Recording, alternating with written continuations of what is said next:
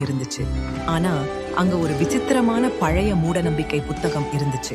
அதுல ஆரஞ்சு வண்ணக்கோடு உள்ள அணில்கள் மட்டும்தான் பூசை பண்ணணும், பச்சை வண்ணக்கோடு உள்ளவங்க தான் படிக்கணும், மஞ்சள் வண்ணக்கோடு உள்ளவங்க கிணத்து பக்கம் போகக்கூடாது, நீல வண்ணக்கோடு உள்ளவங்க ஊருக்குள்ளேயே வரக்கூடாதுன்னு எழுதி வச்சிருந்தாங்க. அதனால எல்லா அணில் குட்டிகளும் தனித்தனியா சோகமா விளையாடுச்சுங்க. அப்போ பீம்புன்னு ஒரு மஞ்சள் கோடு குட்டி அணில் அம்மாட்ட, அம்மா நாம எல்லாரும் அணில் தானே, அப்புறம் ஏன் தனித்தனியா இருக்கணும்னு கேட்டுச்சு. அந்த நேரம் பார்த்து ஊருக்கு டாக்டர் பீம்பு அண்ணன் வந்தாரு. அவரு பெரிய பெரிய புத்தகம் எல்லாம் படிச்சவரு. அவரு நெத்தியில மட்டும் எல்லா வண்ணமும் கலந்த ஒரு வானவில் கோடு இருந்துச்சு.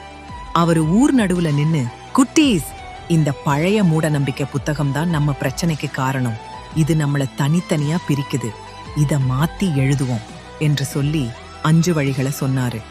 முதல்ல பிரிக்கிற மூட நம்பிக்கை புத்தகத்தை